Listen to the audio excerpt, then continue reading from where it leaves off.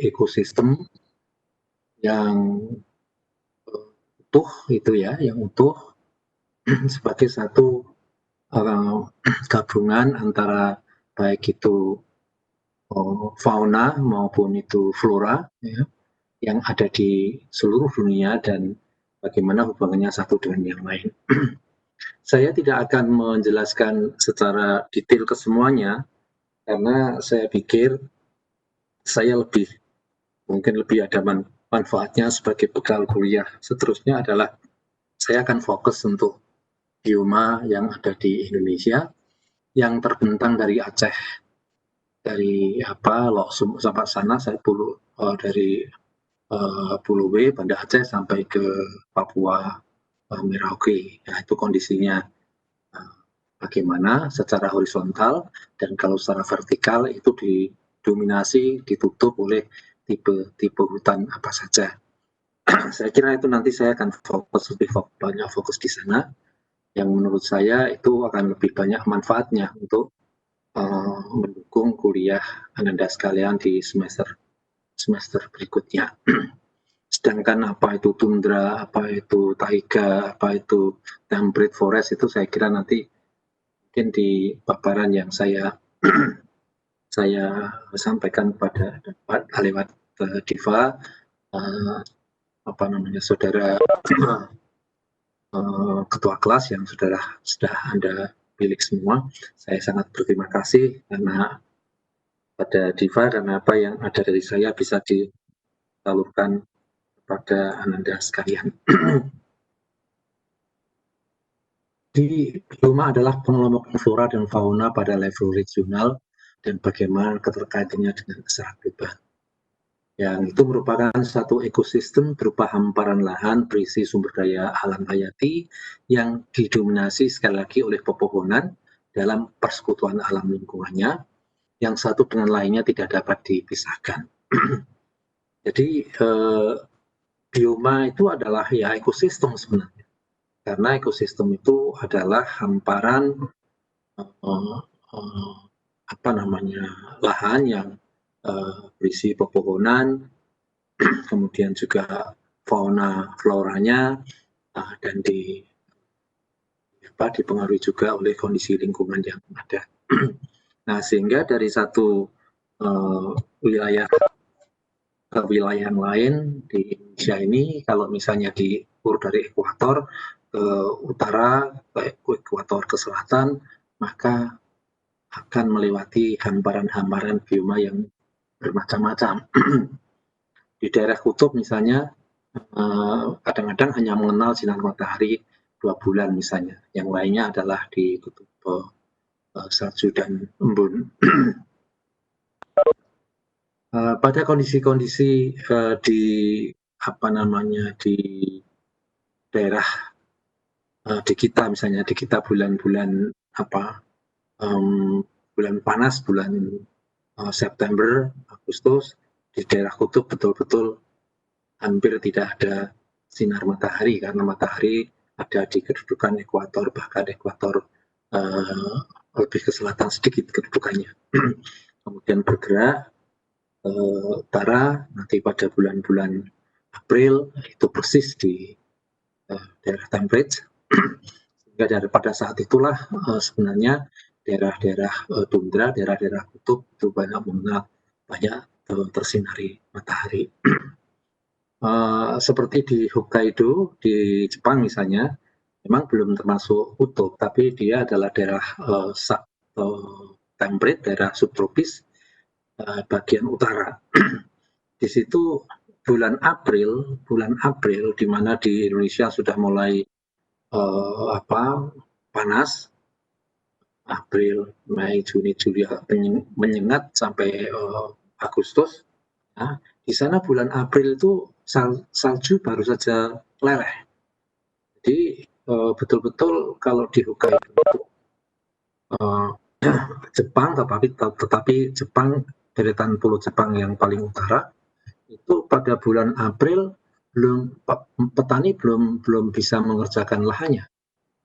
Jadi baru saja salju cair dan sebulan berikutnya baru musim semi. petani baru terjun ke sawah, ke greenhouse mereka, sehingga betul-betul masa sinar matahari yang mampu berproses melakukan asimilasi, melakukan proses fotosintesis itu sangat terbatas. Oleh karena itu mungkin di kuliah kemarin saya sampaikan bahwa termasuk keunggulan kompetitif bagi kita. Karena apa? Karena kalau di Hokkaido itu 3 tahun itu baru memindah semai dari persemaian ke lapangan, mulai nabur biji, kemudian kecambah, pindah ke polybag, polybag dipelihara sehingga kira-kira sampai kalau di Indonesia ya mungkin sekitar 6 bulan 7 bulan di persemaian dipindah ke lapangan. Tapi kalau di Hokkaido pemeliharanya di persemaian itu bisa sampai 2,5 tahun bahkan 3 tahun baru dipindah di lapangan, sehingga keunggulan ini bagi Ananda sekalian yang memang calon sarjana kehutanan ini sebenarnya kalau mau berpikir agak keras sedikit, berpikir agak futuristik begitu, itu adalah peluang dalam arti kata kita manfaatkan kondisi lingkungan yang favorable, kondisi lingkungan yang mendukung ini, yang hujannya cukup, yang matahari tidak pernah terhalang, yang suhu selamanya bagus untuk pertumbuhan, itu semua dimanfaatkan untuk mendukung program pembangunan hutan sebenarnya. Sehingga barangkali pernah juga saya sampaikan kalau kita betul-betul memanfaatkan peluang-peluang yang di negara lain mengalami keterbatasan, tapi di kita, di Indonesia ini melimpah, itu kita akan disegani, bahkan mungkin ditakuti sebagai negara penghasil kayu, negara raksasa kayu di dunia. Padahal kayu itu tidak hanya untuk pertukangan, tetapi juga untuk kebutuhan vital, kertas misalnya, untuk kebutuhan vital, energi misalnya, yang sifatnya renewable, sifatnya terbarukan, renewable resources, sumber daya yang bisa terbarui, sumber daya yang bisa diperbaiki. Nah, Anda sekalian, pola sebenarnya dikorelasikan dengan pola iklim. Jadi tadi saya katakan perbedaan wilayah akan kaitannya dengan atau konsekuensinya adalah perubahan iklim. Sehingga tipe iklim ini juga diikuti dengan tipe vegetasinya. Jadi kalau di daerah-daerah temperate, saya cukup lama di negara temperate, khususnya di Jepang, kemudian juga sempat melakukan studi banding, melakukan terutama saat saya mendapatkan amanah menjadi pimpinan fakultas, sempat ke Eropa, sempat Amerika Utara, jadi Kanada, ke Norway, ke Jerman, itu memang ya kalau menurut saya memang pada saat-saat tertentu daerah-daerah temperate ini memang luar biasa. Udaranya juga segar, kondisi lingkungannya juga bagus, ya perubahan iklim yang memunculkan bervariasi warna pada saat pohon-pohon daunnya mengumpulkan daun, ada yang baru persiapan gugur itu berubah warna dari hijau ke kuning ke merah, kemudian ke coklat, lalu gugur. Ada yang di satu saat mulai semi, sehingga betul-betul bagus memang. Tetapi kadang-kadang kondisinya itu juga bagi orang yang orang setempat itu kadang-kadang malah mencoba membuat schedule. Jadi pada saat musim dingin itu minta ampun sekali suhunya bisa sampai -5, -10. Jadi tidak leluasa memakai pakaian itu. Saya kadang-kadang harus pakai pakaian itu rangkap 3, rangkap 4. Sepatu juga harus pakai kaos kaki yang tebal. Nah, tidak sama dengan di kita. Di kita itu betul-betul enjoy banget. Udaranya sangat segar, sangat enak gitu ya di sepanjang tahun. Oksigen tidak masalah, sehingga betul-betul kita itu dimanja oleh alam, dimanja oleh Allah, bisa menikmati anugerah yang luar biasa di tropis ini.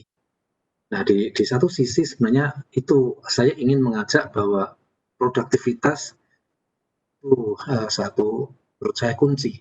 Jadi kalau kalau di tropis ini, di kita ini tidak mau dan tidak bisa memanfaatkan peluang itu, sebenarnya adalah kerugian yang sangat besar. Jadi bisa 4 kali lipat, bisa 5 kali lipat. Bayangkan kalau kita 3 tahun sudah bisa menebang untuk bahan pulp, bahan kertas, sementara di daerah subtropis, apalagi di daerah kutub itu bisa tidak tumbuh pohon itu. 3 tahun mungkin juga tidak lebih dari 2 meter misalnya. Kita 3 tahun sudah 10 meter. Ya, itu harus dimanfaatkan. Nah, bioma dibangun tidak hanya berdasar klasifikasi klima, tetapi juga komunitas penyusunnya. Ya, kadang-kadang memang vegetasi klimaks itu adalah vegetasi utama dilengkapi, dibantu dengan penyusunnya. Misalnya Anda sekalian kalau tanya ke Pak Naim, kalau jati itu sebenarnya di Wanagama atau di Indonesia itu sudah klimaks belum? Misalnya, sudah pertumbuhannya sudah klimaks betul. Kalau ditanyakan bagaimana kondisi climatic thick forest misalnya, hutan jati yang klimaks itu seperti apa?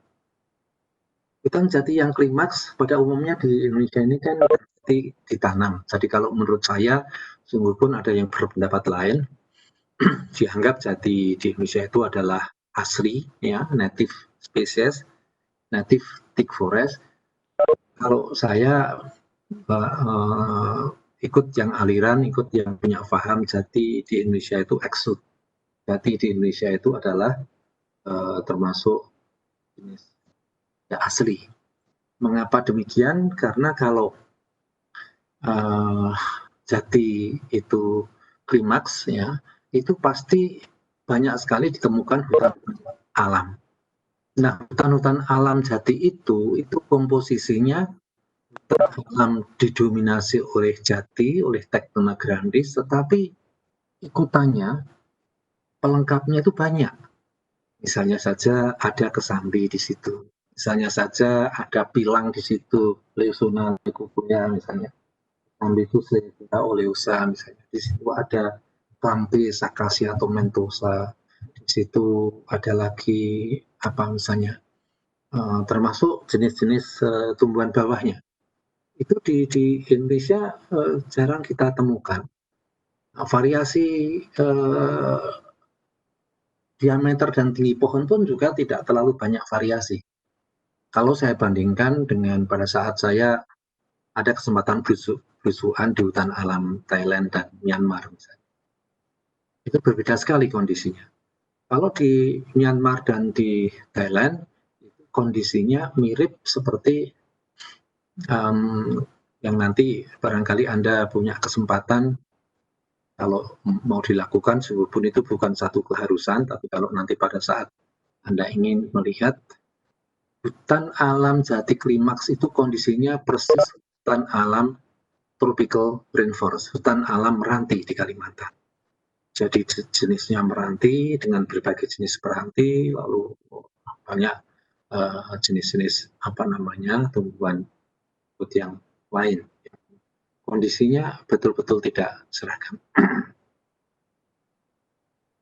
Nah, untuk memahami bioma, seseorang perlu tahu pola sebarannya secara global seperti apa, di mana masing-masing bioma itu ditemukan dan bagaimana variasi di setiap sebaran geografinya. Setiap pulau yang berbeda, bioma tentu ada kemungkinan tersusun oleh taksa yang berbeda pula. Tadi saya katakan, masing-masing bioma itu tidak akan sama karena dibatasi oleh kondisi iklim. Kondisi di mana suhu kelembaban dan sinar matahari itu porsinya berbeda-beda antara lokasi satu, lokasi yang lain. Bergerak dari ekuator ke kutub. Ini sangat, karena ada kaitannya dengan erat dengan keberadaan sinar matahari. Nah, untuk memahami bioma, seseorang perlu mempelajari bentuk pertumbuhan termasuk sifat-sifat yang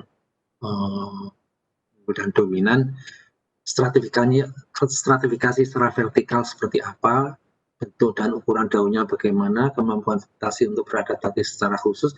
Ini semua kalau ingin betul-betul memahami dan ingin expert di bidang itu, ya banyak hal yang harus dipersiapkan. Kemudian juga faunanya seperti apa, itu juga termasuk komponen yang perlu dipelajari. Ya, saya kira memang bagi Ananda sekalian, bagi mungkin tidak saya paksakan, tidak saya haruskan untuk detail paham, tetapi kalau ingin pelajari, apalagi nanti kalau ada yang tertarik di konservasi misalnya, karena di konservasi itu meliputi konservasi fauna, tetapi juga ada mempelajari tentang floranya. Jadi dua-duanya harus paham, dan untuk memahami itu harus ya dipelajari betul.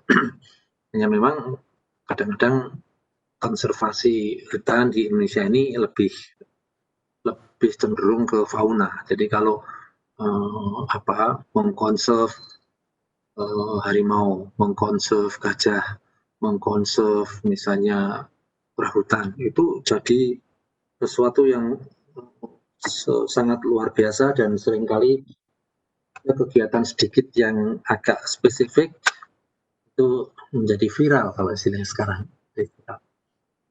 Tapi sebenarnya tidak harus hanya khusus pada fauna, flora pun juga perlu dikonserv, perlu diperhatikan.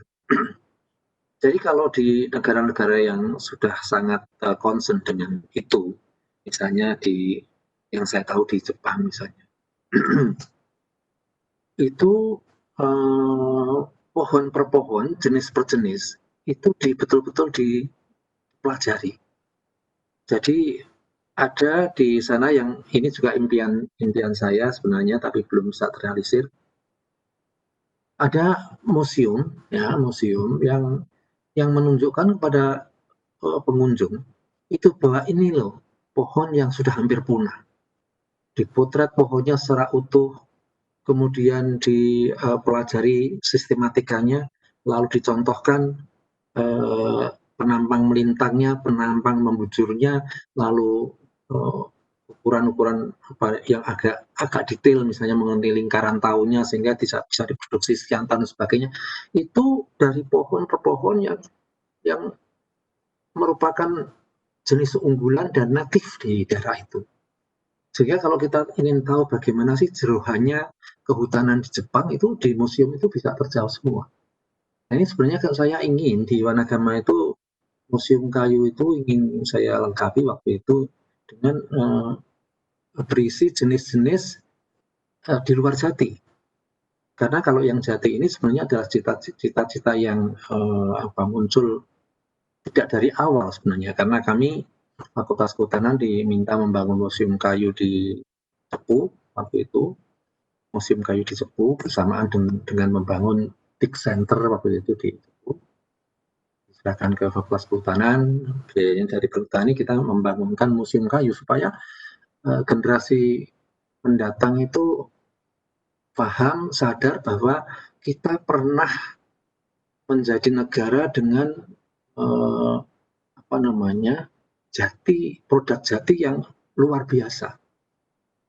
Museum kayu itu di Cepu sudah jadi. Ananda kalau nanti praktek, atau pada Ananda kalau misalnya ada yang rumahnya di daerah situ, misalnya di Blora, di Cepu, tapi saya yakin tidak semuanya sempat melihat.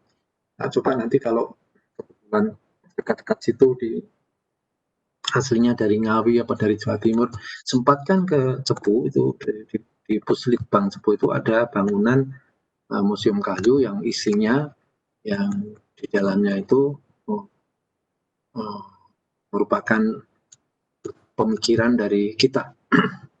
Jadi macam-macam yang ada di dalam, termasuk juga bagan-bagan yang dibuat itu tahun 98 kalau nggak salah kita buat.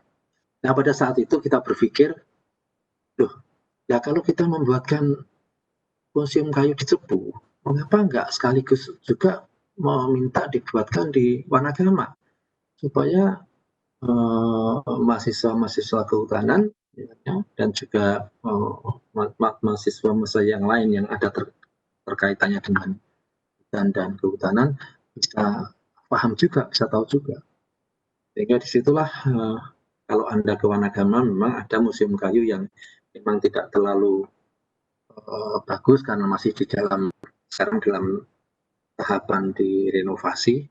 Akan ada bangunan lagi yang bangunan itu nanti rencananya akan saya usulkan untuk diisi karena sudah sejak lama, mumpung kita masih punya link yang bagus dengan perusahaan-perusahaan hutan di luar Jawa, dengan HPH di luar Jawa, dengan manajemen hutan alam.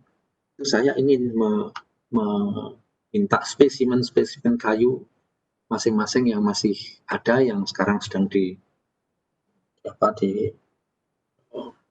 oleh HPH untuk tadi ada fotonya, ada penampang melintang. Nah, sehingga ini loh, dulu kita pernah punya jenis-jenis ini yang membanggakan, sehingga mungkin anak cucu yang akan datang bisa tahu kalau itu ada yang mengkonsep.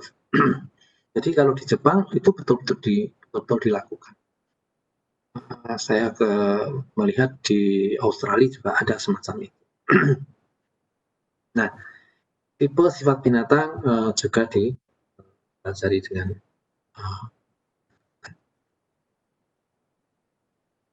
Nah, Anda sekalian, secara global, maka bioma dari urutan ekuator ke kutub itu bisa dilihat ada tundra, ada temperate forest, ada padang pasir, ada taiga, ada tropical rainforest, dan ada padang rumput. Ini kelompok besar bioma di dunia. Dan kalau diambil secara khusus di mana itu sebenarnya, maka yang violet itu, yang ungu itu daerah bersalju dan daerah es, yaitu bioma tundra. Kemudian masuk ke selatan itu ada taiga, ya, baik itu di Siberia, gurun Siberia, maupun di Amerika Utara, berbatasan dengan Kanada, itu seperti itu. Saya pernah, Anda sekalian, di taiga ini, memang ada yang masih ada vegetasinya berupa konifer, ya, berupa pohon-pohon daun jarum, tetapi ada yang bentuknya memang padang pasir seperti di daerah Siberia. Saya pernah mengikuti satu international meeting tentang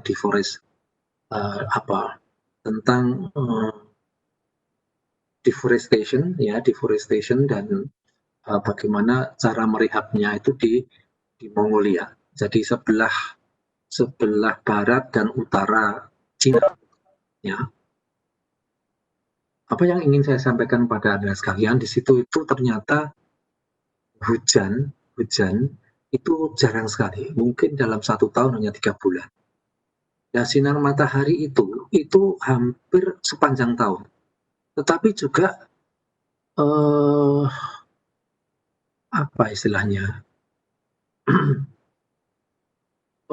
level panasnya itu tidak sama. Ya memang terus matahari bergerak. Tapi yang terjadi di sana itu karena memang tidak pernah ada hujan, anginnya cukup keras, yang terjadi adalah padang pasir yang luar biasa. Hampir tidak ada kayunya sama sekali. Saya mungkin nanti kalau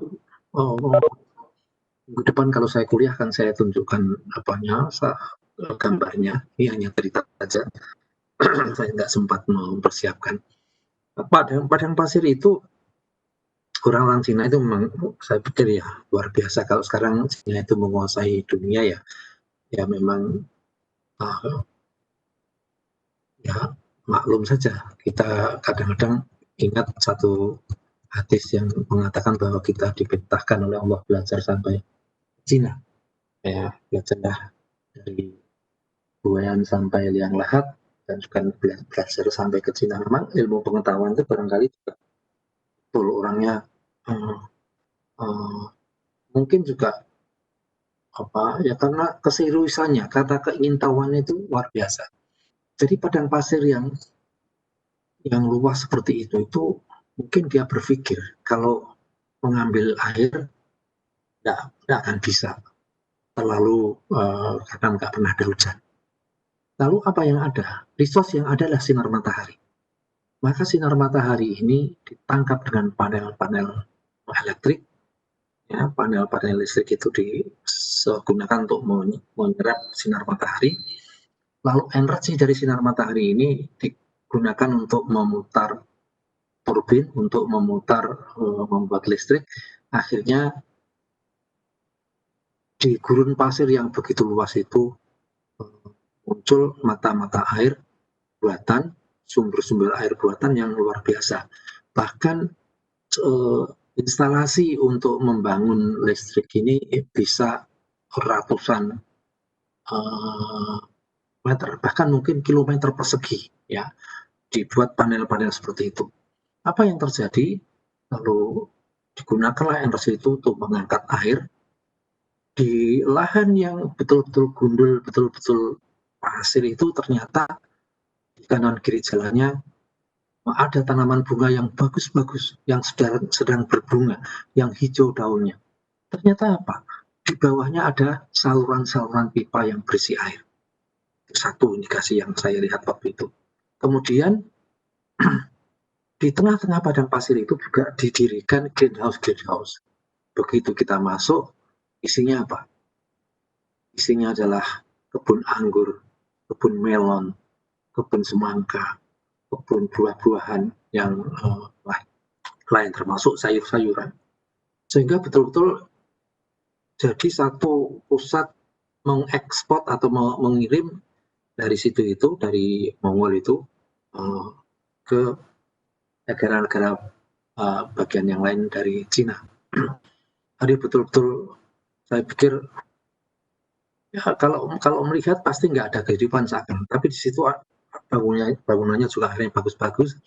Dan pada saat kita di-serve untuk apa namanya waktu itu dinner, bukan lunch ya, di-serve untuk lunch, itu ternyata macam-macam yang diolah, yang merupakan hasil kerja sendiri, hasil karangan sendiri. Luar biasa. Jadi ada taiga, kemudian ada desert, itu yang betul-betul antara tundra, antara taiga dan desert itu hanya anu saja kelihatannya, hanya lokasinya saja. Jadi Gurun Sahara itu padang pasir, tapi yang saya lihat di Mongolia itu taiga itu juga gurun, tetapi betul-betul mungkin perlu dikaji lebih dalam kalau kita ingin tahu perbedaannya. Kemudian ada juga padang rumput.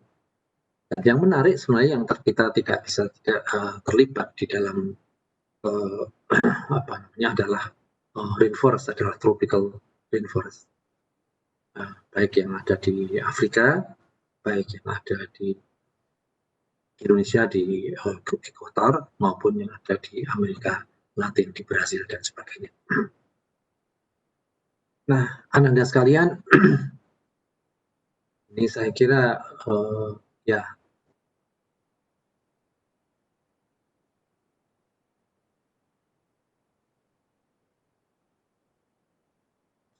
bentar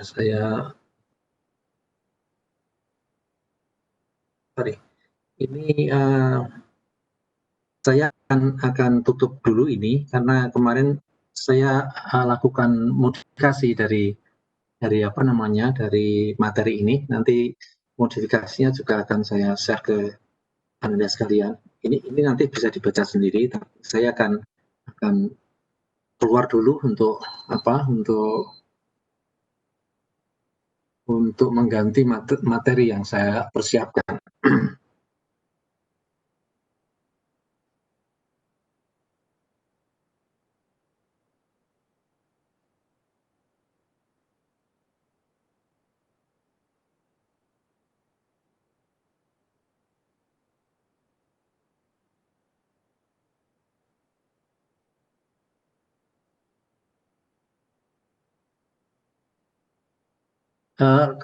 Kelihatan nggak paparannya?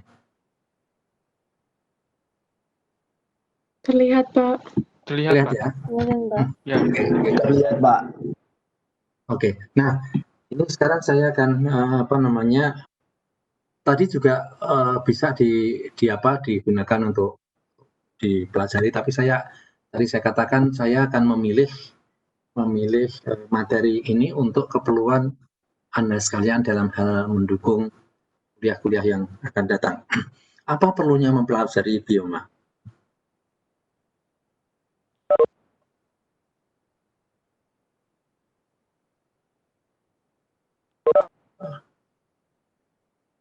Apa nih?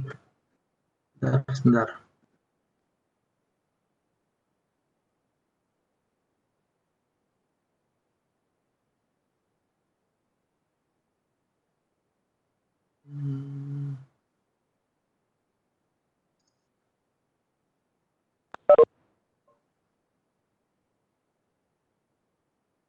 Kalau gambar ini kelihatan enggak?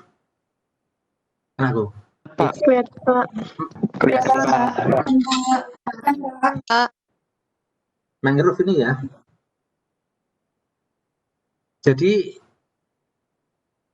yang pertama saya ingin menunjukkan bahwa ini adalah hutan mangrove ya, yang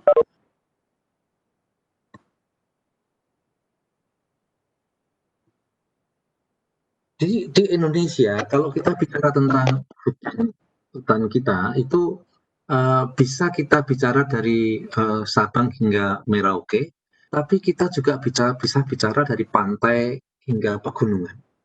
Nah, ini adalah salah satu tipe hutan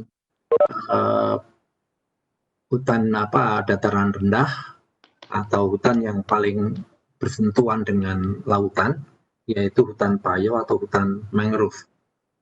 Nah, saya kira pada saat nanti Ananda mengikuti field trip, studi tour atau kuliah lapangan, Anda akan melihat pola pertumbuhan hutan yang paling berbatasan dengan laut. Saya nggak tahu lokasinya kalau dulu pada saat saya kuliah sampai saya menjadi asisten pada kuliah lapangan ini, studi tour ini, memang dulu difokuskan di pantai Cilacap. Jadi pantai antara Cilacap dan Nusa Kambangan. Dulu masih sangat bagus hutannya, sehingga dengan naik kapal, naik perahu, kita bisa melihat tipe-tipe bagaimana mulai dari lautan sampai ke tengah. Ini adalah jenis-jenis yang paling bersentuhan dengan laut, yaitu Soneraceae. Rhizophora Soneraceae ini adalah mangrove, jenis mangrove yang mempunyai akar-akar nafas. Karena dia senantiasa terendam air laut, maka ya Allah membekalinya dengan akar-akar yang semacam ini. Sehingga begitu air surut, ya bisa melakukan proses respirasinya, pernafasannya, tapi nanti begitu air datang, air bergenang, dia terendam oleh air laut. Ya. Sorry, apa ya?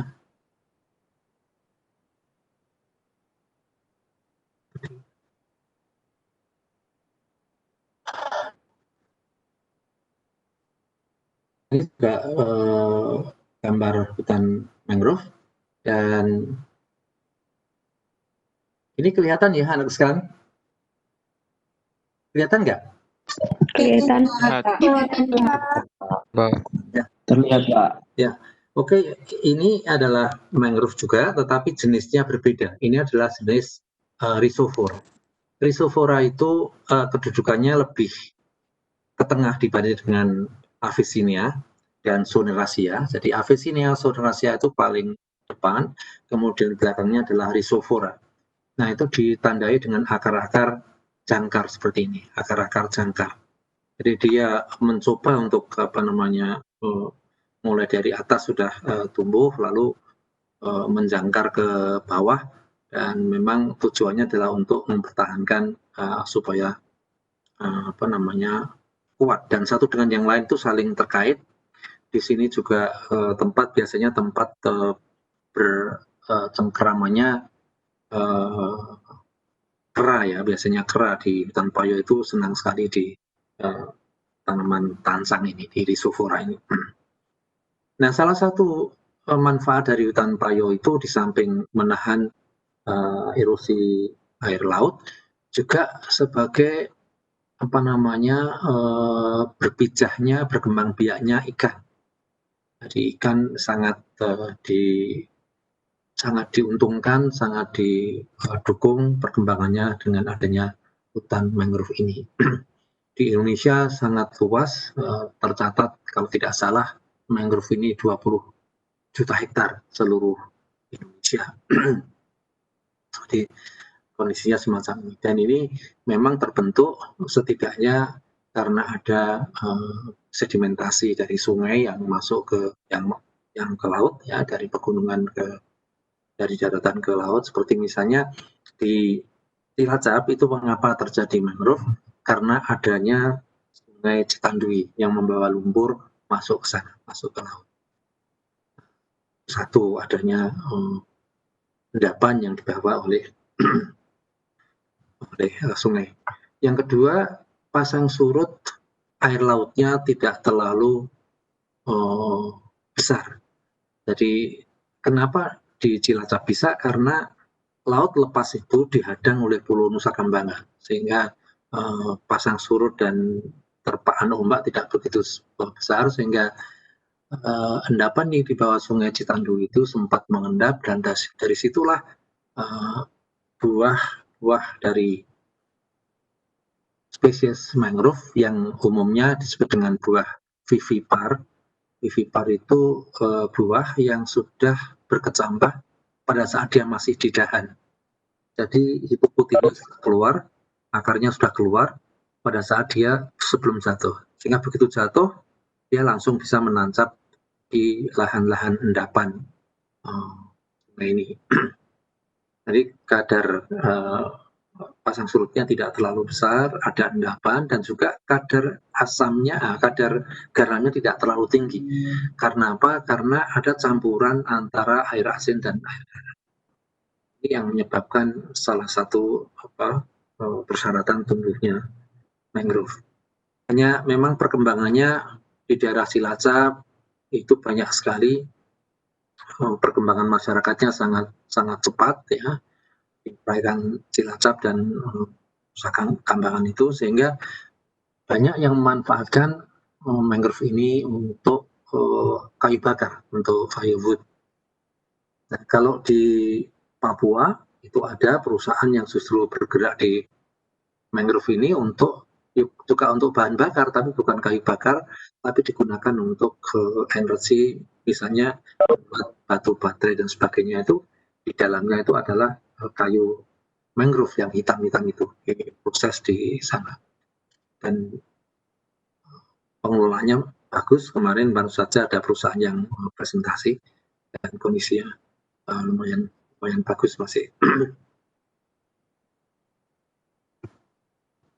Ya.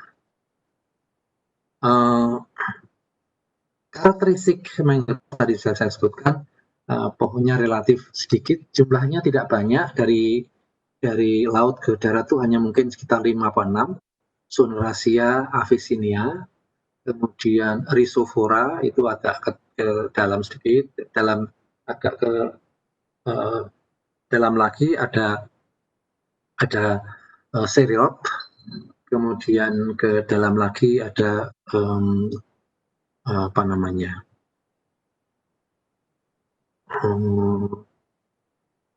tidak termasuk sebenarnya tidak termasuk masuk di dalam palme. Nanti mungkin di setelahnya ada penjelasannya. Perakaran tidak beraturan, biji propagul yang bersifat vivipar atau dapat berkecambah di pohon, banyak lentisel pada bagian kulit pohon, jadi kulit pohonnya itu ada bercak-bercak, ada seperti pori-pori gitu, yang fungsinya untuk respirasi. Tempat hidup hutan mangrove merupakan habitat yang unik, tadi saya katakan, nah memang kadar garam harus tidak terlalu tinggi, kemudian ada pasang surut yang reguler ya, tanahnya tergenang air laut secara berkala, tempat tersebut menerima pasukan air tawar, ya, biasanya dibawa oleh sungai, daerah terlindung dari gelombang seperti di Cilacap itu karena ada Nusa Kambangan. Jadi ada nipah yang paling dalam, ya, nipah ini sejenis sejenis palme, sejenis kelapa, kemudian juga seperti itu, tapi dia tumbuhnya di darat tetapi masih ada kadar garam. Di daerah darat yang kadar garamnya masih ada. Ada Rhizophyra, ada Bruguiera, ya, bako, ada tansang, kemudian ada brugem, ini adalah Sunracea. Rhizophyra biasanya juga satu daerah sebaran dengan Sunracea. Nah ini Anda sekalian, jadi mangrove itu sebagai buffer yang paling depan kalau kita bicara urutan dari laut. Kemudian yang kedua adalah bioma rawa. Ya, rawa ini juga sama, pohon yang hidup di air, tetapi ini betul-betul tidak terkontaminasi dengan air asin. Di Kalimantan Timur ini cukup banyak waktu itu, ya juga punya proyek, punya kegiatan waktu itu, yaitu di Krupuk. Ini sangat bagus pohonnya. Sayang sekarang ini ya karena banyak hal, terutama adalah gangguan keamanan yang dilakukan oleh masyarakat yang notabene mungkin juga tidak memiliki kegiatan yang pasti, lalu dan juga mungkin juga perusahaan yang bertugas di situ juga tidak melakukan tupoksinya dengan baik. Kadang-kadang masyarakat itu terpicu, kalau perusahaan saja boleh nebang, kenapa kita dilarang, misalnya seperti itu. Sementara nebangnya tidak diikuti dengan menanam kembali. Akhirnya saya melihat di Berau, di Sesayap, di ini banyak yang rusak. Kalaupun sekarang masih ada, itu tidak seperti foto saya paparkan pada Anda sekalian. Ini adalah Krupuk, Lovophyllum multinervium, bahasa Latin. Ini juga sama sebenarnya, kalau ekosistem rawa itu ada yang rawa murni, ada yang rawa gambut. Artinya rawa itu tumbuhan yang hidup di air, di mana habitat dari pohon-pohon yang di situ tuh ya tanah rawa.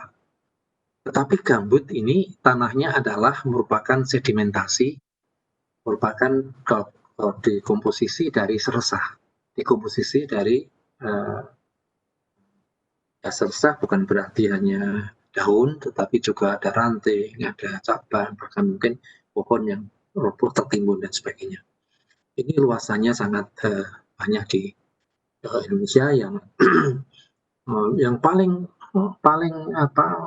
nilainya paling tinggi adalah Ginostyllus bancanus, ramin ya, Ginostyllus bancanus yang sekarang sudah sangat terbatas luasannya.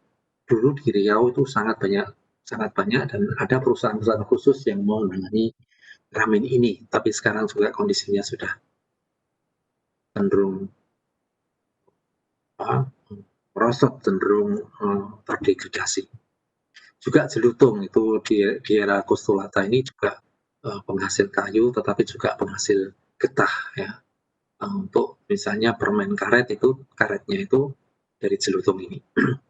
Kemudian ada meranti yang bisa tumbuh di lahan-lahan gambut. Ya. Cukup ada beberapa meranti yang bisa tahan di lahan gambut.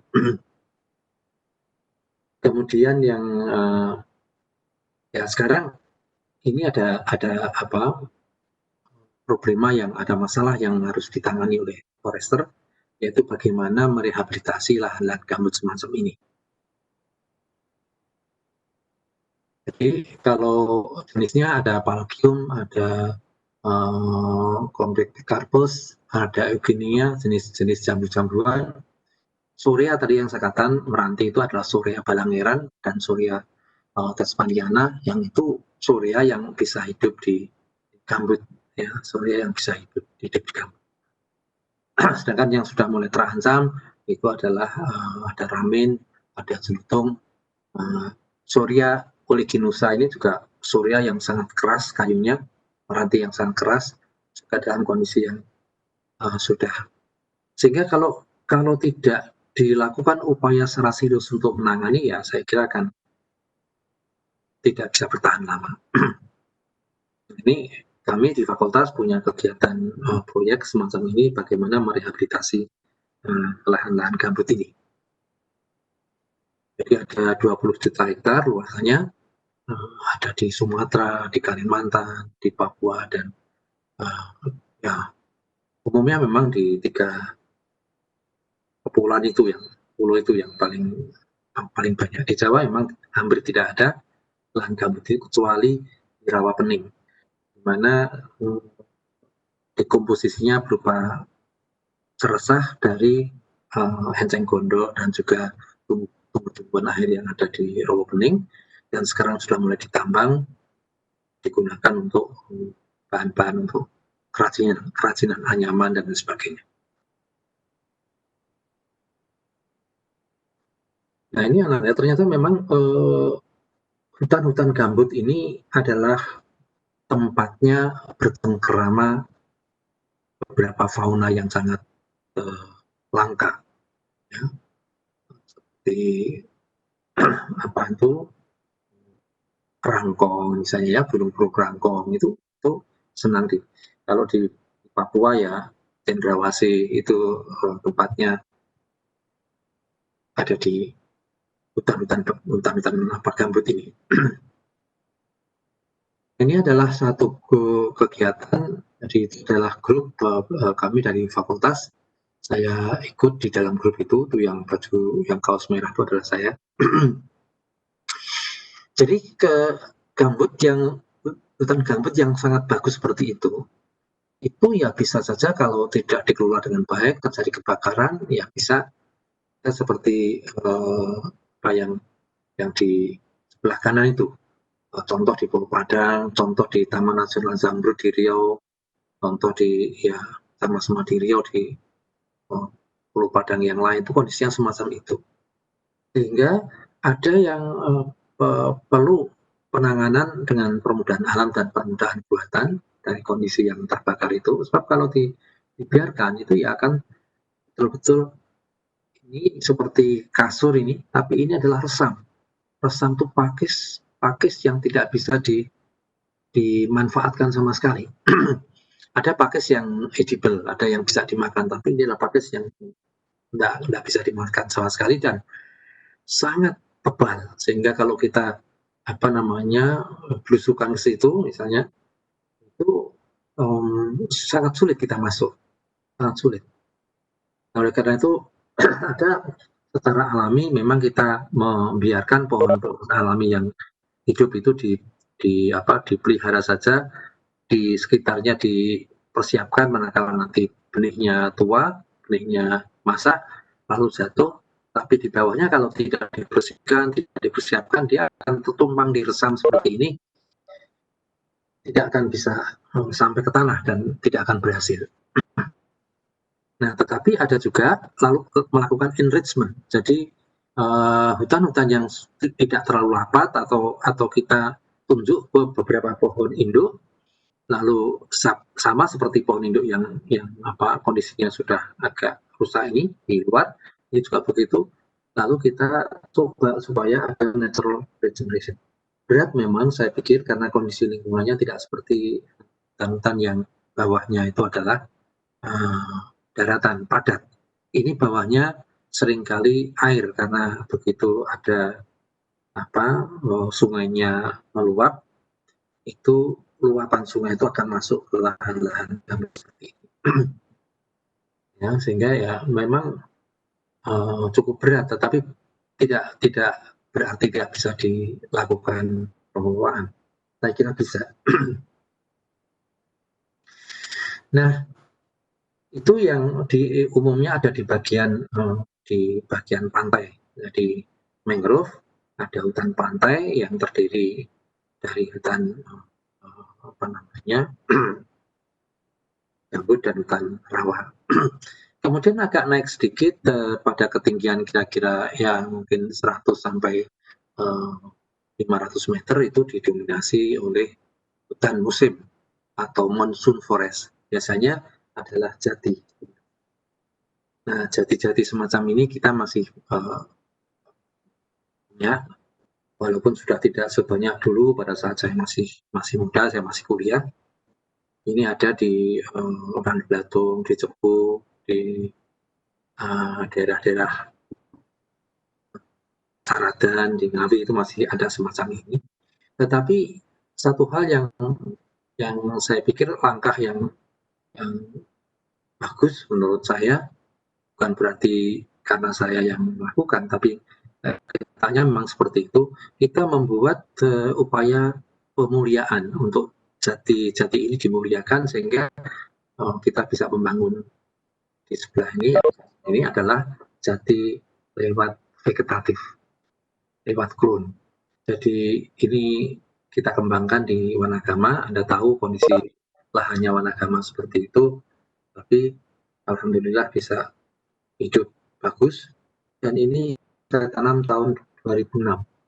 Kira-kira baru 13 tahun, 14 tahun, diameternya sudah sangat besar. Artinya apa? Artinya kalau Wanagama aja bisa seperti itu, di luar Wanagama termasuk di daerah-daerah hutan musim yang lain di luar Jawa, di NTT, NTB, sampai ke Sulawesi Selatan, Sulawesi Tenggara, itu pasti akan bisa dilakukan. Nah, kalau itu bisa dilakukan dan produktivitasnya tinggi, maka kayu-kayu semacam ini menjadi bahan ekspor yang luar biasa. Kita memang harus memulai dari pohon yang bagus ini. Yang sekalian, we start from the best one. Ya, kita harus memilih pohon yang bagus. Kenapa? Karena konsep seleksi itu selalu memilih yang bagus. Jadi katakanlah dari persilangan ini, dari perkawinan, pernikahan yang bagus dengan bagus itu tidak berarti bahwa anaknya itu selalu bagus, tidak. Tergantung dari kuat tidaknya genetik dari keduanya. Jadi harus pandai-pandai memilih calon suami maupun calon istri. Saatnya Anda juga sudah mulai milih-milih kira-kira siapa yang nanti akan menemani hidup. Karena tidak bisa asal. Terutama bagi Ananda Towo, ya. Towo. Karena apa? Karena genetik itu lebih banyak ditentukan, lebih banyak dibawa oleh cewek. Jadi makanya di dalam pemulihan pohon, saya kira juga manusia juga itu tidak ada istilah pohon bapak. Yang ada adalah pohon ibu. mother trees, tidak ada father trees.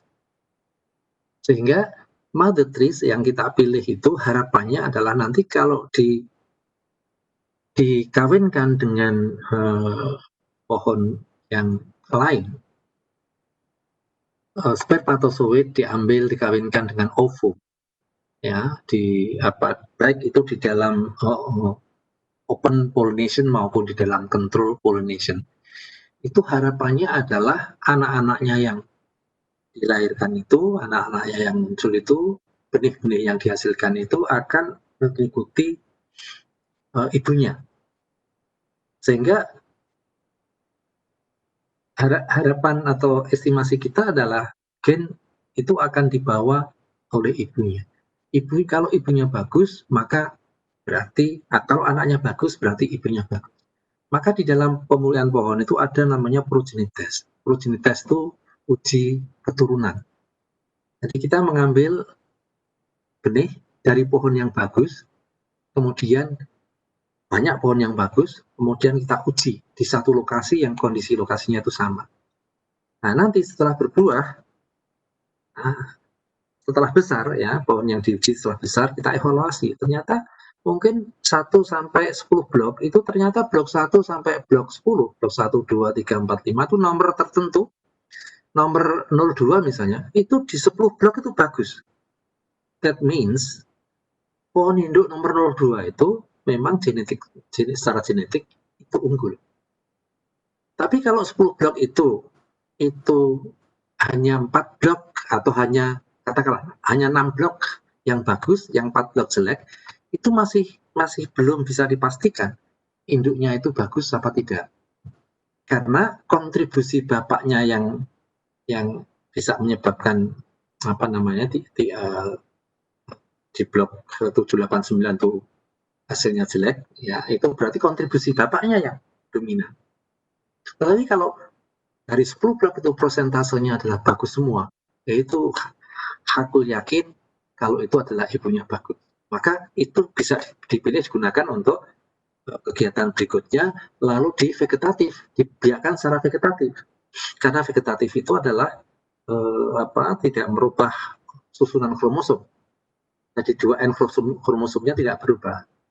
Kalau generatif itu pasti induk jantan, induk betina disilangkan, maka anaknya itu pasti mungkin 80-20, mungkin 70-30, mungkin 60-40, itu ada kecenderungan ke ibunya dan ke bapaknya.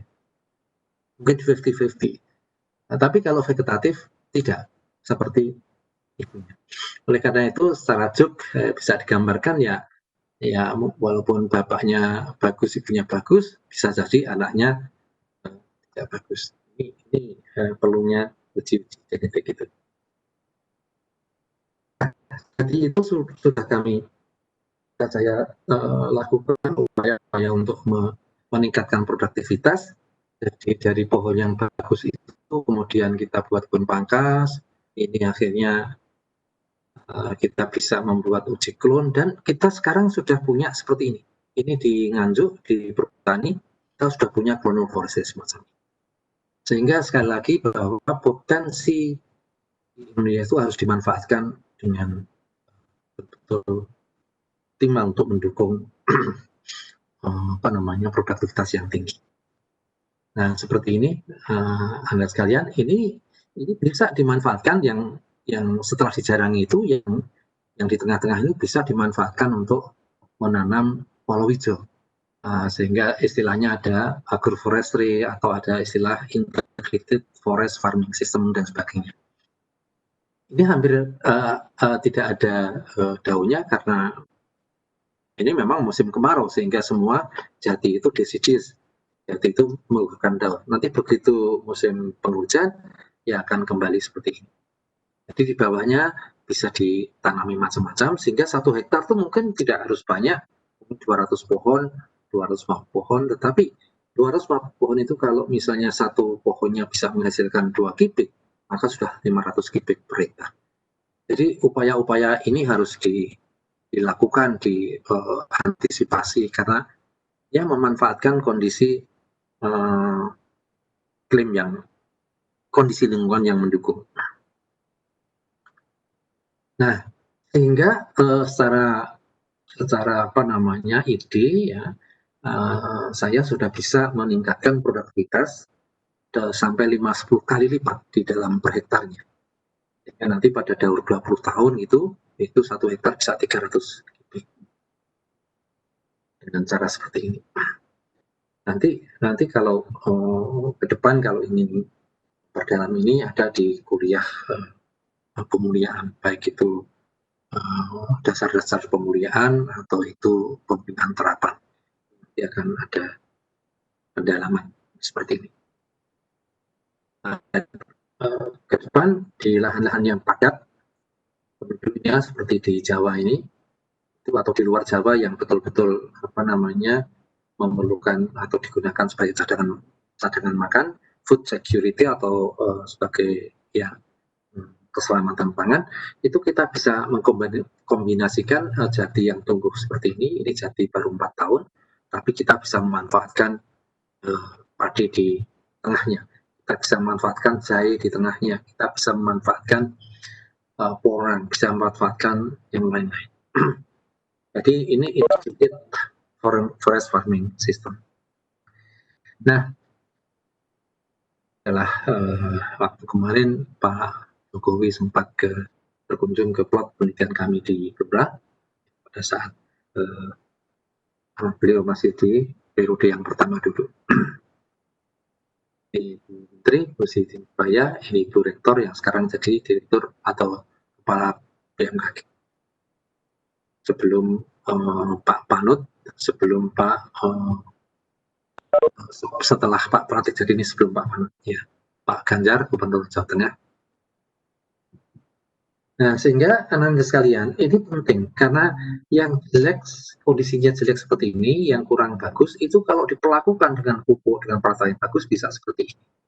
Sebaliknya, kalau yang tidak dilakukan upaya-upaya silviculture yang bagus,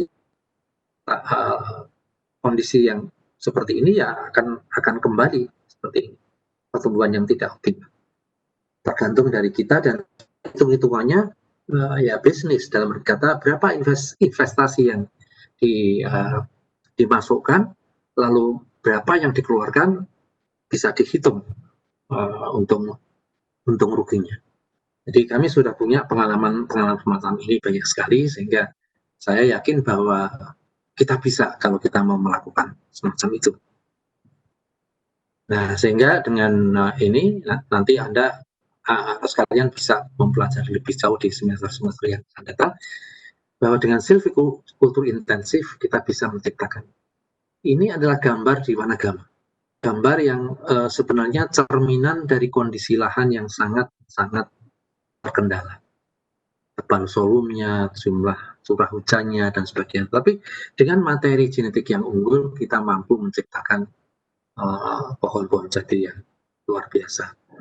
Sudah pada tentu nilai ekonominya juga jadi tinggi. Nah, agak ke atas lagi, Anda sekalian, tuh ada hutan dataran rendah, ya, hutan dataran rendah, tetapi letaknya di ekuator, di mana curah hujan sangat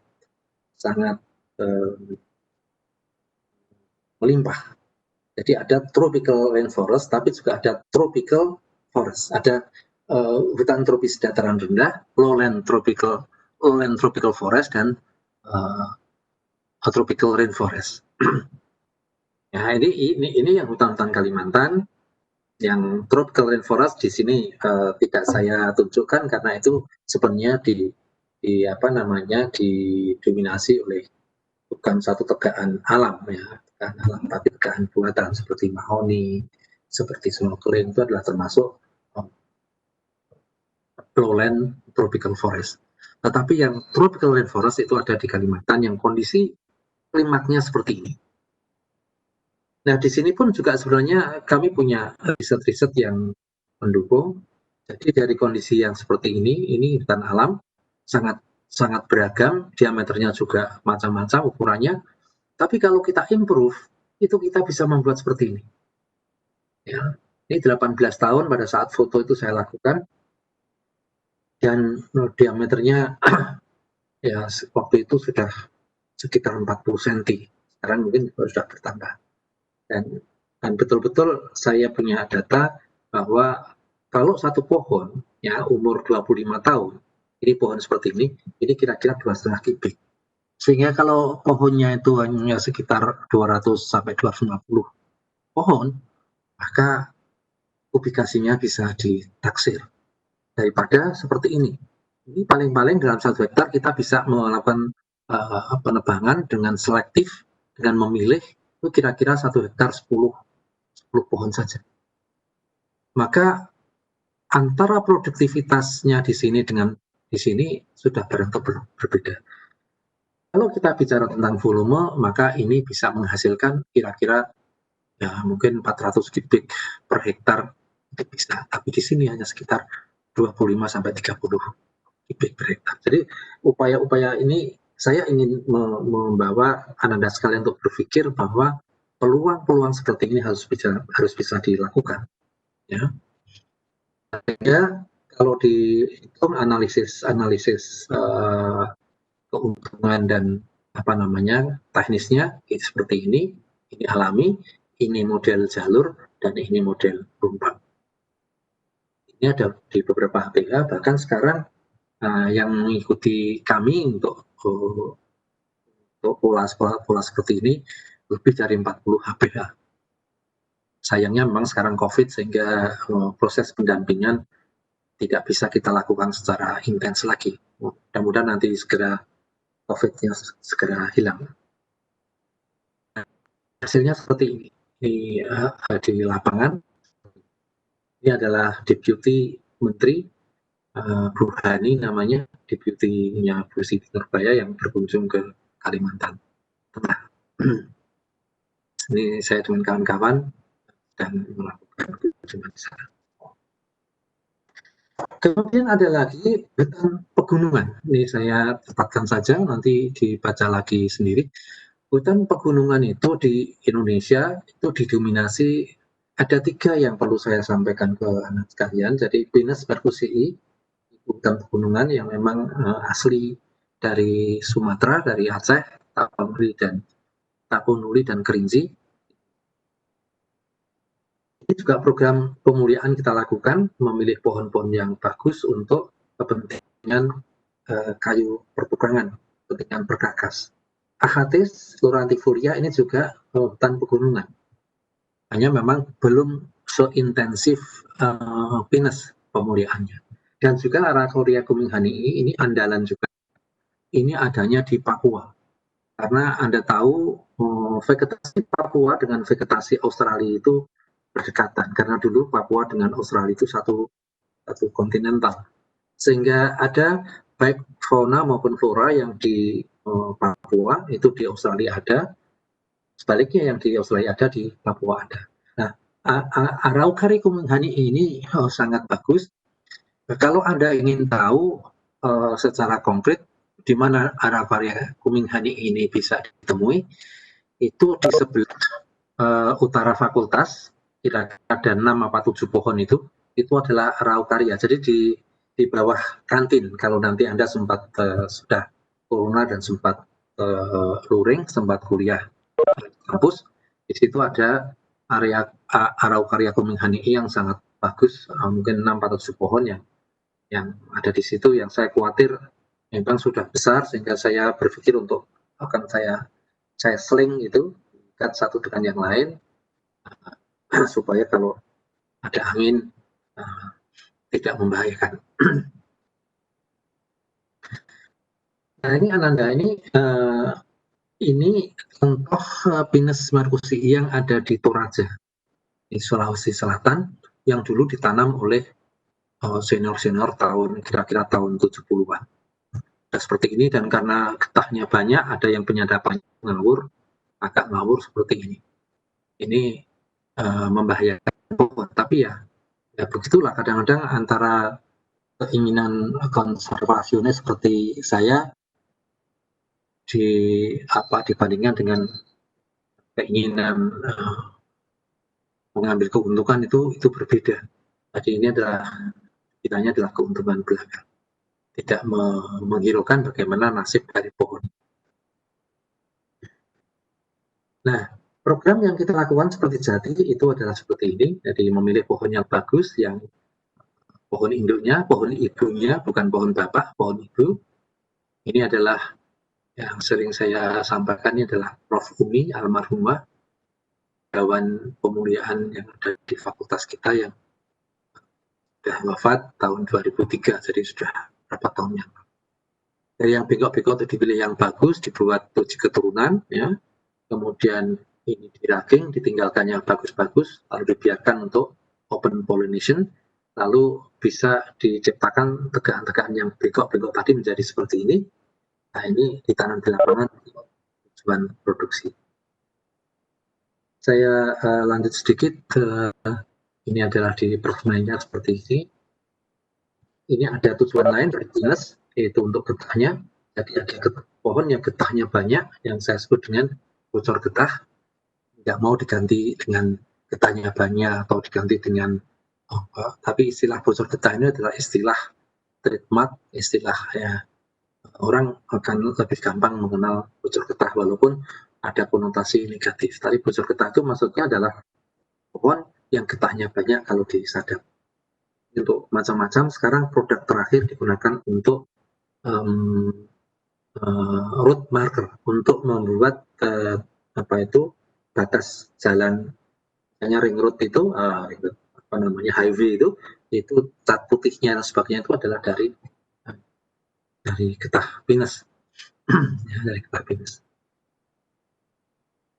Ini hadapannya, dan ini dia diolah di pabrik untuk bisa menjadi terpentin dan menjadi kondorugam. Dan sebenarnya ada unsur yang paling mahal, paling ekonomis nilainya adalah yang ada di terpentin itu untuk ini cewek-cewek itu untuk kosmetik, sebagaimana juga minyak tengkawang itu untuk kosmetik. Jadi luar biasa itu. Makanya peluang di kehutanan itu sangat banyak, peluang kegiatan. Yang terakhir saya ingin, ini adalah HTI, ada singlon, ada eucalyptus, ada akasia. Ini termasuk juga sebenarnya lowland tropical forest. Jadi hutan-hutan dataran rendah. Ya, secara spesifik memang bisa dikaji selukupnya, tapi tidak saya sampaikan di sini, mungkin nanti pada kuliah yang akan datang. Problem permasalahan sekarang adalah banyak hutan yang diklaim untuk dipinjam pakaikan, sehingga dari tambang batu bara, dari tambang nikel dan sebagainya yang kondisinya sangat memprihatinkan. Seperti ini, ya ini kelihatannya rehabilitasi yang yang masih putih-putih ini belum sempat dilakukan rehabilitasi. Saya nggak tahu ini apakah yang asli, tanaman aslinya atau sudah hasil rehabilitasi. Tapi rehabilitasi di tambang itu tidak gampang karena memang solumnya, terutama ya bagian yang subur itu sudah diangkut semuanya, sudah tinggal yang tidak subur dan tidak ada topsoilnya. Nah, Anda sekalian, jadi sebenarnya dari itu tadi adalah proses membangunnya. Tapi juga ada yang menyebabkan kemunduran dari bioma itu. Itu dipacu oleh beberapa rencana pengembangan jalan hingga masuk ke batas area yang ini kadang-kadang tidak terencana secara dari awal. Ya. Jalan yang tidak direncanakan secara resmi, pengembangan area untuk ternak, agroindustri, untuk penggunaan ini contoh-contoh ini sebenarnya saya ambil dari pengalaman hutan di Amazon, ya, pengalaman dari Amazon. Tapi di kita juga sama saja, kita juga seperti itu. Jadi kemudian juga ada logging, ada pembuatan lahan-lahan perkebunan, lahan pertanian. Seperti pertama saya lakukan pada Anda sekalian bahwa hutan itu adalah lahan-lahan yang betul-betul sisa, yang bagus-bagus sudah digunakan untuk pertanian dan untuk perkebunan. Walaupun sudah tersisa, kadang-kadang seperti kemarin waktu webinar itu ya memang cadangan pangan itu juga tidak akan bisa dikembangkan tanpa ada lahan. Oleh karena itu, gesek lagi, approach lagi, negosiasi lagi dengan kehutanan. Berapa yang bisa dilepas lagi untuk cadangan. Sehingga akhirnya kondisi itu yang menyebabkan hutan itu terdegradasi. Ya, saya kira ini bisa dibaca nanti.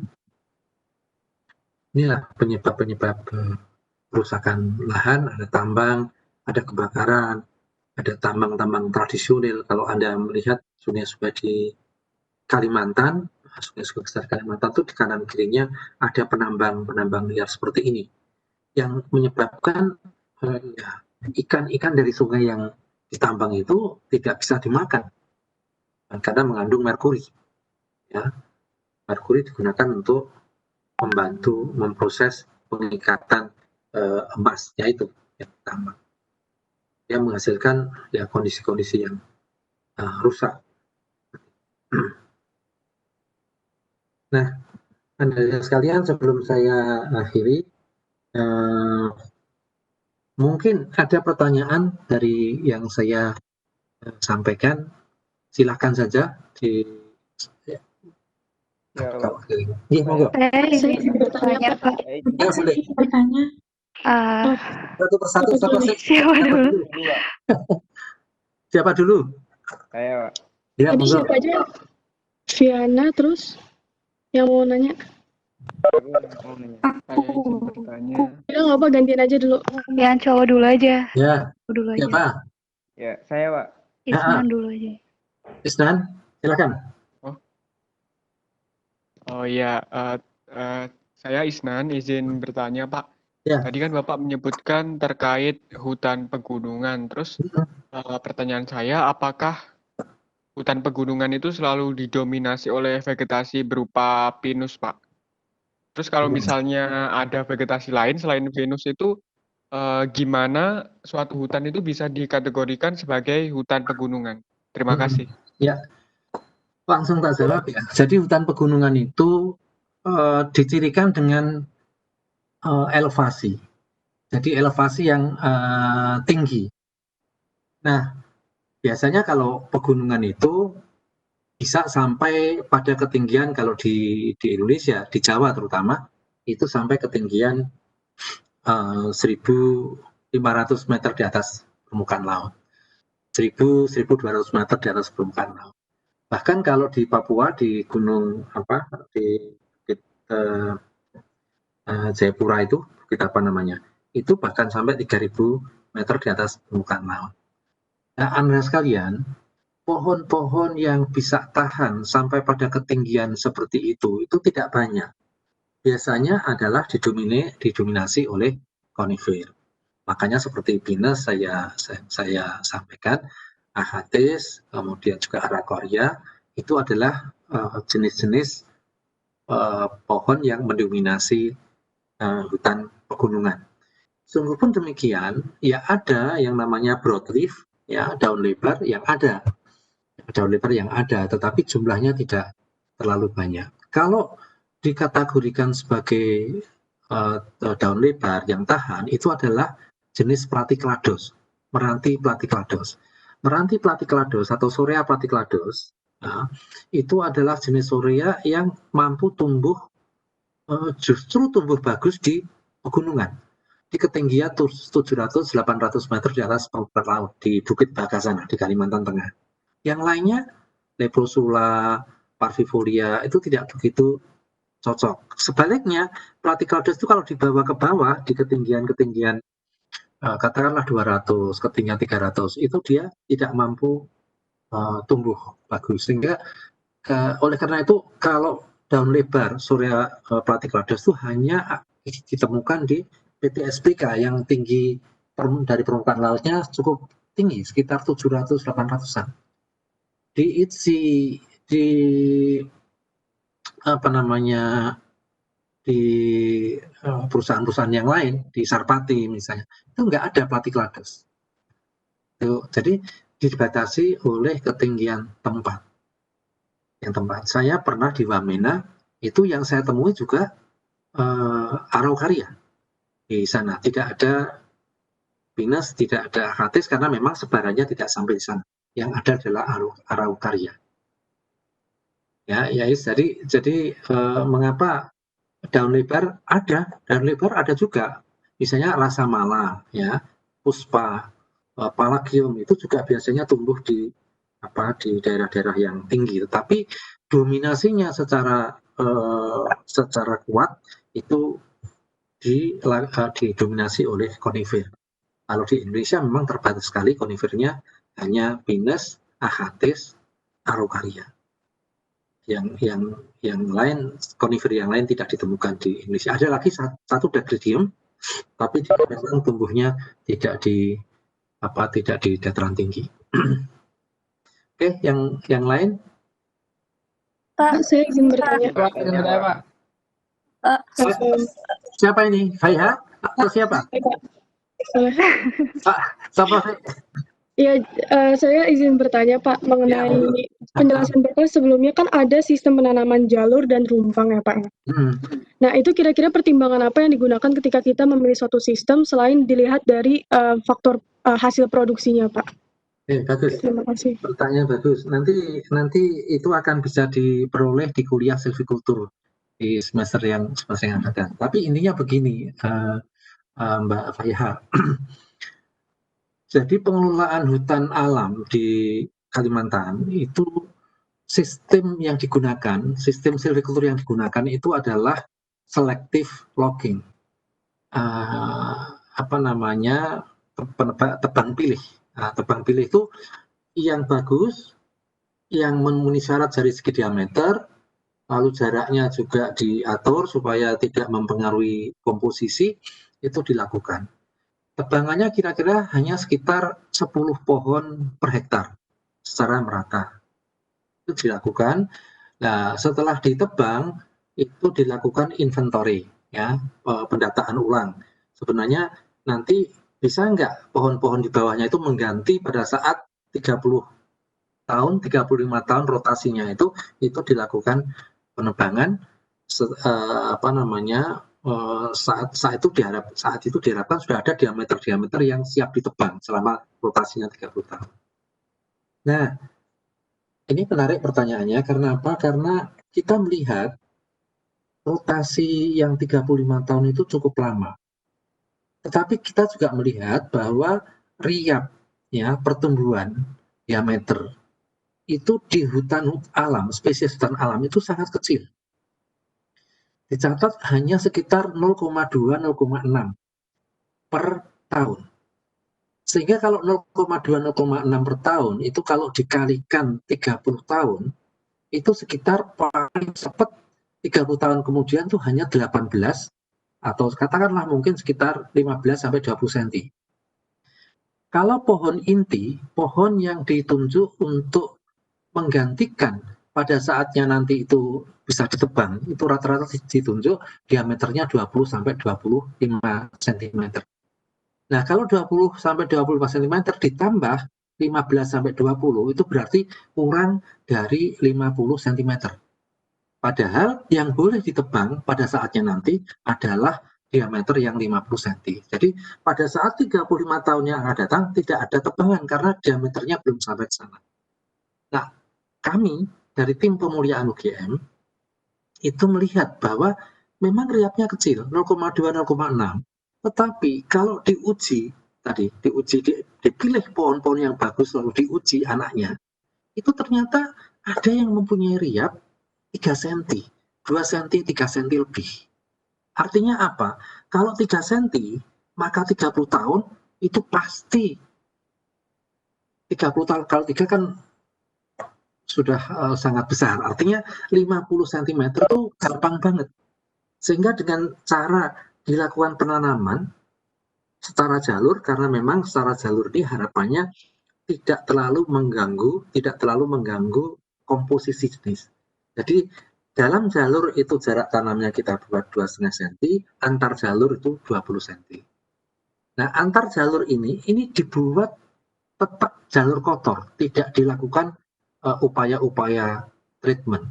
Jadi ya treatment itu hanya di jalur itu yang lebarnya antara 3 sampai 5 meter. 3-5 meter itu dibuat lubang, setiap 2,5 meter ditanam, setiap 2,5 meter ditanam. Akhirnya pada saat umur 25 tahun, 30 tahun, sekarang sudah rata-rata pengalaman itu sudah 20 tahun yang lalu, jadi sudah banyak yang besar-besar. Nah, itu dilakukan penjarangan dikurangi dari 200 pohon. 200 pohon itu karena satu jalur ini ada 50, karena 1 meter itu jaraknya 20 cm, berarti ada 40 kali 5, ada 200. Ya, 1 hektar ada 200 pohon, jadikan dikurangi 40 yang jelek-jelek, 160. Hitungannya 160 itu per pohonnya nanti kira-kira sekitar 2,5 kubik, sehingga ada 400 kubik. Nah, itu yang akan diproduksi secara jalur. Tapi rumpang itu juga lain lagi. Rumpang ini ternyata di lapangan itu ada bekas aktivitas logging itu yang menyebabkan lahan-lahannya itu rusak. Lahan yang rusak ini kemudian kita bersihkan sekalian, ya, yang kita bersihkan sekalian, kecuali ditinggalkan jenis-jenis meranti apapun juga yang ada di situ, yang alami dipelihara hidup. Tapi yang lainnya itu kita buat tanaman secara kelompok. Jadi tidak ada yang tadi jarak 20-20, enggak. Kita buat tanaman 6x6 atau 5x5, tetapi luasnya tidak terlalu luas. Kita batasi masing-masing klaster itu hanya 2 hektar.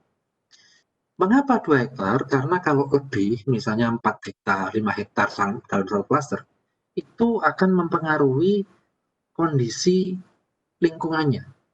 Ya, humidity-nya itu akan changing, whether it is above ground maupun below ground, itu akan changing kalau terlalu luas, sehingga kita batasi 2 hektar. Nah, 2 hektar itu kira-kira berapa? Kalau 5x5 jarak tanamnya berarti ya 5x400 ya berarti. Kalau 6x6 ya 350. Ya. Kalau 350 itu nanti ada yang ada yang jelek dikurangi, katakanlah ditinggal 250 apa 300 gitu ya. Maka sebenarnya 300 kali 2 kubik itu sudah 600.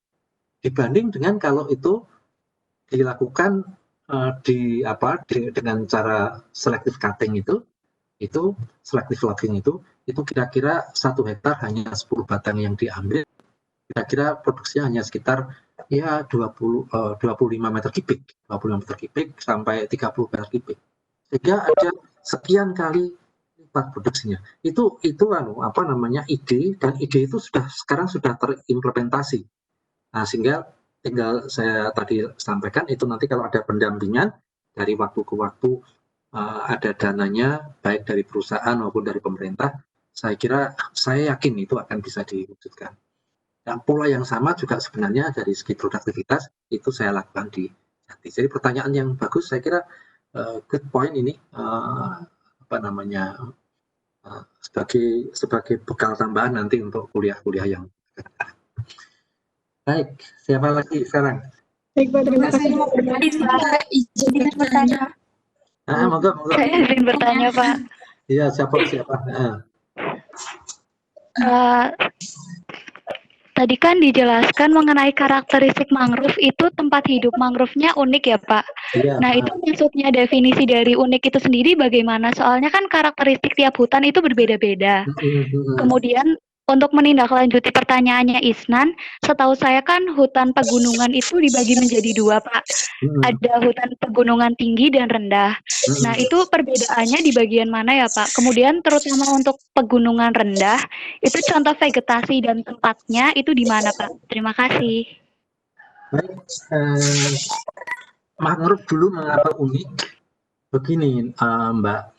Jadi kalau kita nanam itu di mana saja sebenarnya itu kan tidak perlu ada kendala. Kalau kita misalnya nanam di lahan pasir, ya misalnya nanam cemara udang misalnya di Kulon Progo atau cemara udang di Parangtritis, di Baron, di pantai-pantai itu sungguh pun terkendala, ya, karena pasir sendiri itu juga terkendala.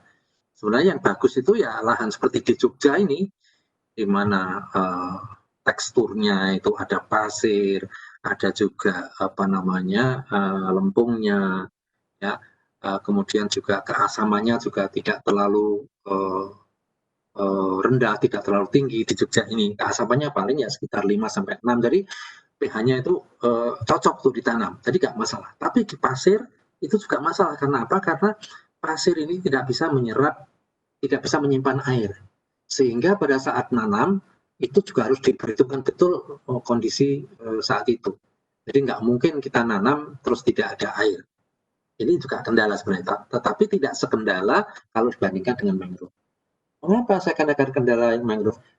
Pada umumnya tanaman itu tidak bisa hidup di kondisi yang garamnya tinggi, kadar garamnya tinggi. Nah, padahal mangrove itu senang di kadar garam. Ya, tetapi kalau betul-betul kadar garamnya itu tinggi, dia juga nggak mampu. Oleh karena itu, yang hanya mampu itu adalah Soneraceae dan Rhizophyra yang paling menghadapi kadar garam yang paling tinggi karena bersentuhan langsung dengan air laut. Tetapi unik karena apa? Karena di situ ada diguyur, digerojok oleh air tawar yang dibawa oleh sungai. Nah, ini yang menyebabkan satu kombinasi. Jadi ada lahan lumpur yang mengendap, yang mengendapnya itu karena tidak dibawa arus karena terhadang oleh pulau, dalam hal ini Nusa Kambangan. Sehingga anak-anak sekalian, tidak semua mangrove itu ada di pantai. Jadi tidak semua pantai itu ditumbuhi mangrove. Karena apa? Karena tidak semua pantai punya sungai yang membawa lumpur. Tetapi kalau ada sungai yang membawa lumpur, itu bisa dipastikan mangrove bisa tumbuh di situ. Terutama di muara-muara sungai. Itu uniknya di situ. Jadi kadar garamnya cukup, ada endapan, dan tidak diganggu oleh pasang surutnya air laut atau gelombang yang tinggi yang bisa merusak endapan itu. Satu. Kemudian hutan dataran hutan pegunungan dataran rendah dan hutan pegunungan.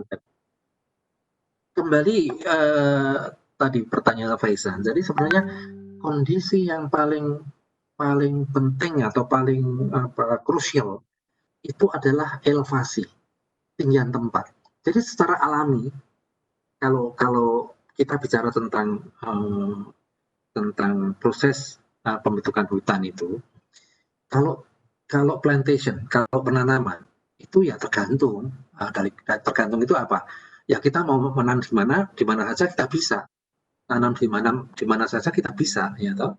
Mau dia angkut sendiri, dibuat lubang, ditanam bisa. Tapi secara alami itu ada keterbatasan yang menyebabkan tumbuhan tertentu itu nggak mampu melewati zonasi itu. Karena dia memang nggak mampu dengan kondisi lingkungan yang ada di situ.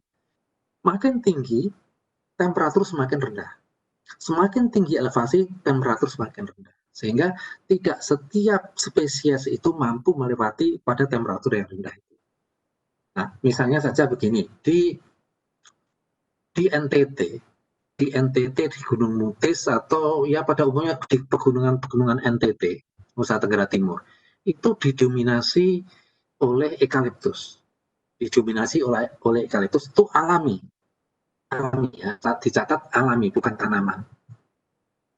Ada dua jenis eukaliptus yang menarik tuh dipelajari dari sebarannya. Eukaliptus alba itu menunjukkan alba itu putih ya bahasa Latinnya, sehingga eukaliptus yang batangnya putih itu selalu ada above sea level. Begitu kita keluar dari laut, begitu ada daratan, itu alba sampai ketinggian 300 meter. Hanya mencapai 300 meter. Setelah 300 meter ke atas, ya sampai di Mutis itu sampai 1000. Saya pernah naik di Mutis sampai pada kondisi yang bisa dimasuki mobil, karena memang Gunung Mutis itu ada tempat view yang sangat bagus, sehingga nggak tahu itu sengaja jalannya dibuat atau bagaimana, tapi pada lokasi di mana mobil sampai itu sudah lebih dari 800 meter. Jadi dari mulai 300 meter sampai ke 800 meter itu didominasi oleh Eucalyptus uruphila. Jadi bawah itu alba, ke atas itu uruphila. Nah, yang menarik, anak-anak sekalian, saya pernah mengambil benih-benih in between antara 300 sampai 500. Itu ada pohon-pohon induk, pohon-pohon ibu, yang sebenarnya yang saya ambil itu adalah pohon ibu Eucalyptus uruphila. Karena saya mau mengembangkan kebun benih uruphila untuk kayu berkakas, kayu bubur kertas. Ya, dibuat kebun benihnya ada di Wanagama, tapi sekarang sudah tua, sudah rusak, life cycle-nya sudah habis. Tapi dulu sempat pada kira-kira tahun-tahun 80-an tuh masih sangat bagus, karena saya bangun tahun 83 di Wanagama waktu itu, sehingga ya 80-90 sangat bagus, pertumbuhannya optimal. Apa yang terjadi dari Eucalyptus uruphila di daerah border tadi, setelah saya bawa ke Wanagama, saya tanam, itu muncul satu alba, satu uruphila. Disitulah daerah hybrid, daerah perkawinan antara alba dan uruphila. Jadi di daerah border itu, kalau kita mau mengambil secara murni, mengambil uruphila saja juga mungkin nanti akan masuk alba, mengambil alba juga barangkali akan masuk genetiknya uruphila. Jadi sekali lagi saya sampaikan bahwa faktor kendalanya itu ada elevasi, ketinggian tempat yang ada kaitannya dengan suhu dan kelembapan. Nah, kadang-kadang juga kaitannya dengan tanah. Jadi faktor-faktor pembatas seperti itu yang menyebabkan tumbuhan itu bisa tumbuh secara alami normal apa tidak. Nah, itu kalau yang daun lebar contohnya di NTT itu. Tetapi kalau yang daun-daun konifir misalnya, saya melihat itu begini. Di daerah Sumatera Barat, ya, perbatasan antara Padang kalau mau masuk ke Jambi, ke Sungai Penuh, itu ada juga melewati kiloan bukit barisan. Pinus merkusii itu tumbuh bagus di dataran rendah. Tumbuh pun dia sampai pada ketinggian beberapa ratus lah, katakanlah 600, 700 masih bagus. Tapi begitu naik lagi, dia sudah nggak mampu tumbuh bagus. Di situ sudah dicerminkan, dia dihinggapi, di dahan-dahannya itu ada semacam liana, ya, kalau itu bunga, tanaman-tanaman paku-pakuan lah, yang menunjukkan bahwasanya paku-pakuan itu mampu hidup, mampu tumbuh di daerah yang kelembabannya tinggi. Nah, jadi secara alami dia naik lagi sudah nggak bisa pinus itu pada ketinggian sekitar ya 1000 ke bawah. Sungguh pun bisa sampai ke 200 meter di atas permukaan laut. Jadi misalnya di Aceh dengan kondisi yang kelembabannya terbatas, suhunya tinggi, pinus itu mampu tumbuh, di mana daun lebar yang lain nggak mampu tumbuh. Ini menarik sekali sebenarnya kalau dikaji.